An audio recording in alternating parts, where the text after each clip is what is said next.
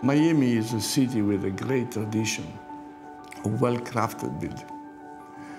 And one of the privileges to the building in Miami is to be part of that tradition.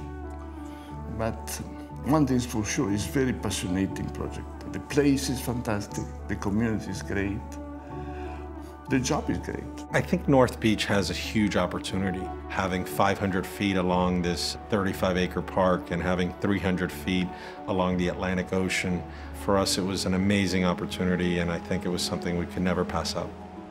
I was there a few months ago. I was sitting on the beach. When you sit on the beach, you're in the middle of nowhere. You're in the middle of Miami, but you feel like on a little island, lost. It's fantastic. This building is basically made out of 16 decks flying, one above the other. And of course, those suspended decks catch the sound of the ocean. They also catch the light of the ocean, of course. This is the beautiful thing. Our partner in this project is Davide Bizzi. He's a good friend, and Davide wanted me to meet Renzo. So I took advantage of the time and we flew to Genoa. And I was able to meet Davide and Renzo. I have to thank Davide for the introduction, because Renzo's someone, obviously a master in the world, someone that's done amazing structures, but is also very sensitive to the environment, to nature, and also to do something that was going to be appropriate, the right scale, the right density. You have both dimensions. You have the dimension of nature, you have Calling Avenue, you have street, you have activity, and in between you have a park. And we are flying above that park.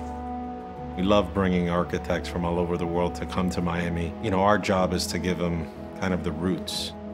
Today, it's all about design, differentiating yourself from all the other buildings. But the team that's been put together by Bizzi and David Martin on the design side is a world-class team, #1 in every category. The project is a very beautiful project because it is a building surrounded by green. At the southern part there is a larger park. People walk in the garden, there's a path system, so it has a sort of orchard, pure nature potential as well. West State and Renzo created this private park, which is around 1.5 acres to the north of the building. So in essence, you have a private park to the north and a public park to the south. So for me, how this forest from public to private and how it's connected through the lobby of the building is something very special that I think is unique in Miami. I believe when you combine great architecture with astonishing landscape design, the achievements are unique. Sometimes it's not always the case, but a good design is an almost no design. Here, the context was really the center point.